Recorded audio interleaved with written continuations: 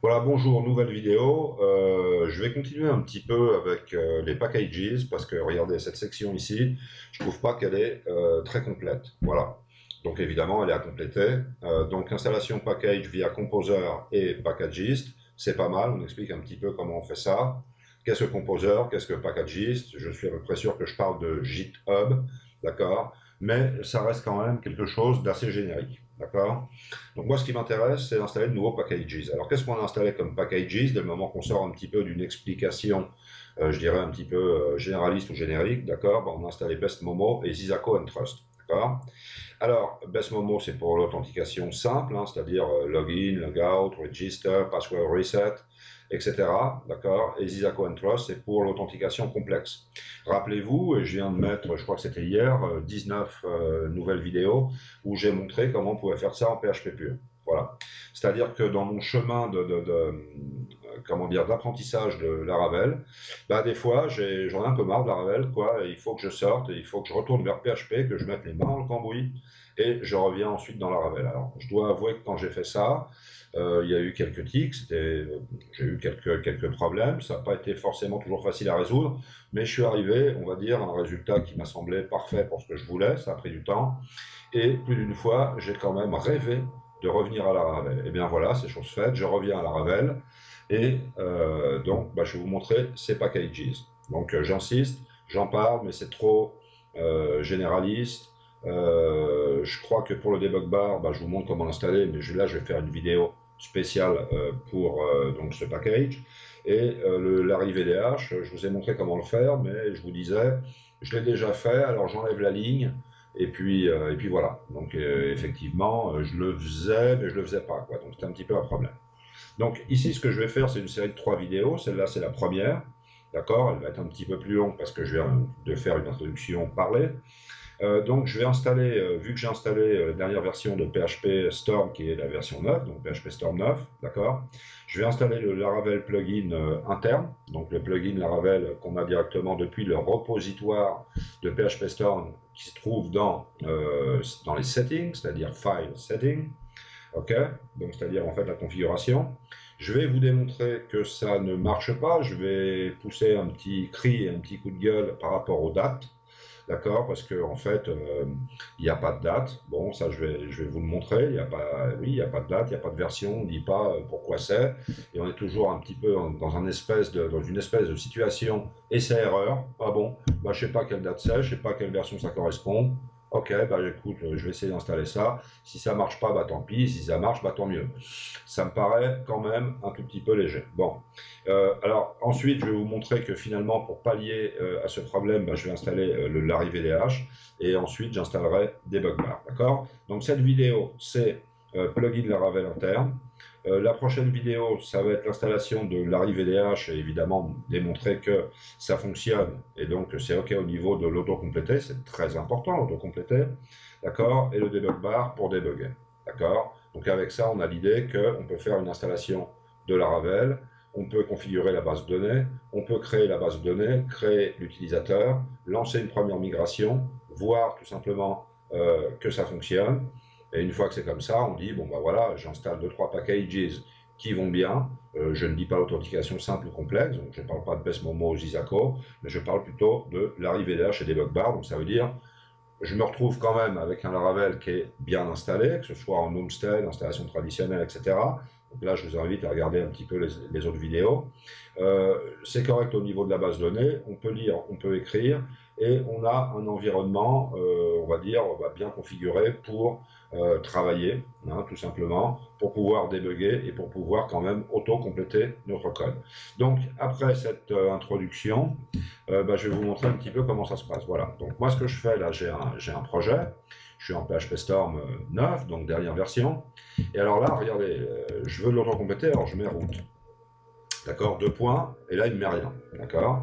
Alors je peux lui dire, tiens, attention, clique abajo, d'accord, je clique ici, et bien il ne me fait rien. D'accord. Donc ça veut dire qu'il n'y a pas d'auto-compléter. Donc moi ce que je veux c'est l'auto-compléter. Pour ça je vais aller tout simplement dans les settings. Donc je me mets ici. Et là, dans la section Plugins, je me mets dans Browse Repositories. Et là, je filtre sur Laravel. D'accord?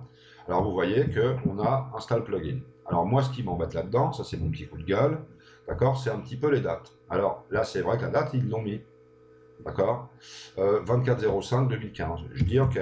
Alors ça correspond à quelle version de Laravel? Ben, on va voir ça, je me mets sur laravel.com, je me mets dans la documentation et je regarde tout simplement les release notes.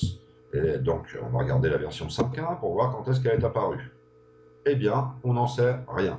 D'accord? Voilà, point barre. Maintenant, je peux essayer de me mettre quand même sur Packagist. Ok? Donc là, je vous embête un petit peu, mais vous allez voir, les vidéos après vont être quand même plus cool. D'accord? Donc là, je me mets sur Laravel, pourquoi pas. Je me mets ici donc sur Laravel. Ok, je regarde. Alors, quelle est la date? Ah, ça y est, on a quand même une date. Le 38/2015, mais ça, c'est la version 5.1.11. Et c'est la dernière version, d'accord. Est-ce que je peux avoir les dates des autres versions? Bah peut-être, ouais. 5.1.4, on y va. Et on va regarder ces dates-là. Le 1.7. Là, on a le 26.3. Donc finalement, de quoi est-ce que je me plains? Eh bien de rien. Mais le problème, c'est que, évidemment, je ne sais pas si le plugin que j'ai vaut pour ça ou pas. Donc regardez bien. Install plugin, c'est le 24.5. Donc on va chercher quelque chose qui soit autour de cette date-là. Donc là, c'est le 11.6, la 5.1.1. D'accord? Et là, c'est le 9.6, exact, oui. Et là, la 5.0, c'est quoi? C'est le 8.6, d'accord? Bon, on va aller sur la 5.0 par ici, et là, on voit le 4.2. Donc, c'est le 4 février. Donc là, c'est le 24 mai. Attendez, je regarde. Et bien, on va aller vers le haut, hein, tout simplement. Voilà, pour voir quelle est la dernière version que ça peut couvrir. Bon, bah, je crois que ça court la version 5.0.22. Alors évidemment, la question qu'on peut se poser, c'est, bon, dis donc, si ça fonctionne avec la version 5.0, ça va fonctionner avec la version 5.1. Ça dépend. Dans ce cas-là, vous allez voir que c'est pas vrai. Dans d'autres cas, vous allez voir que c'est vrai. Par exemple, avec le Zenzico Entrust, d'accord, ça fonctionne aussi bien avec la version 5.0 que la version 5.1.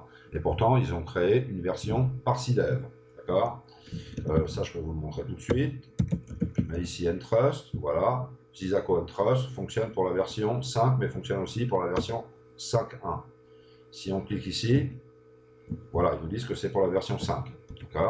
Si maintenant je cherche le Parsidev, ici, regardez bien, je clique, et on va voir que c'est pour la version 5.1. Moi, je vous dis que cette version-là, qui est pour la version donc de Entrust, pour la version 5.1 de Laravel, je ne sais pas si elle fonctionne avec la version 5.0, mais la version 5.0 fonctionne, donc le Zenzico Entrust, avec la version 5.1. Donc là, a priori, il n'y a pas de problème, mais par rapport à ce que je veux, vous allez voir que ça ne fonctionne pas.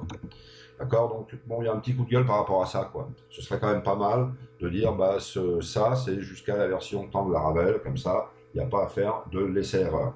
L'essai-erreur, en programmation, bah, c'est évidemment bien commun, on fait quelque chose, on regarde si ça fonctionne, ok? Mais franchement, pour installer les packages et dire, bon, petit bonheur la chance, on va voir si ça fonctionne ou pas, ça me paraît un tout petit peu léger. Donc, bon, on va en profiter. Donc, on installe ce plugin.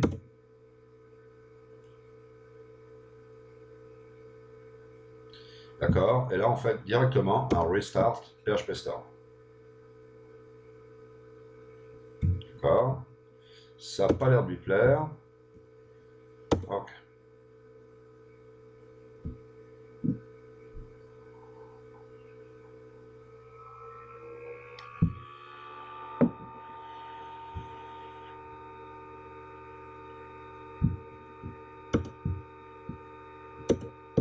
Voilà. Alors là, on va voir tout simplement si ça marche.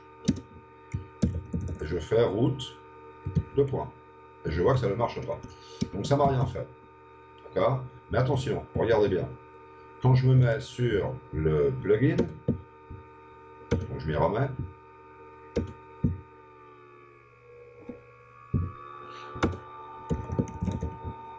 Ok, là je peux désinstaller le plugin s'il ne m'intéresse pas.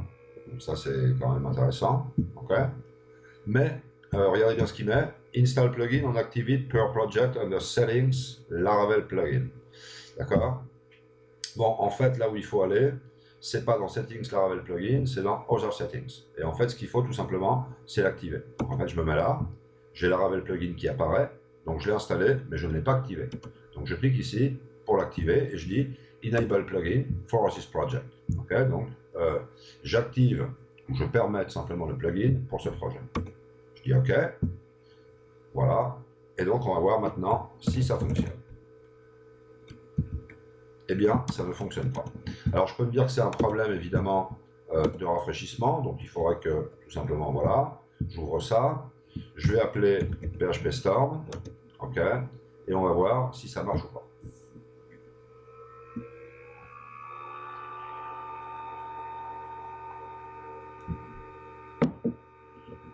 Voilà, donc là on se met là, route, 2 points, et ça ne marche pas. Donc ça démontre tout simplement que ce plugin ne vaut rien pour la version 5.1, il est bon pour la version 5. Il y a des packages qui vont fonctionner pour 5 et 5.1, mais il y en a d'autres qui fonctionneront pour 5 et pas pour 5.1, pas pour 5.1 et pas pour 5. Il faut savoir un petit peu ce qu'on met. Dans ce cas-là, c'est joli, c'est repositoire, c'est interne, c'est très bien, mais eh bien, ça ne fonctionne pas, donc ça ne nous intéresse pas. Donc on est plus intéressé par GitHub et par Packagist. Donc je vais désinstaller le plugin tant qu'on y est. Voilà, et a priori, ce sera correct.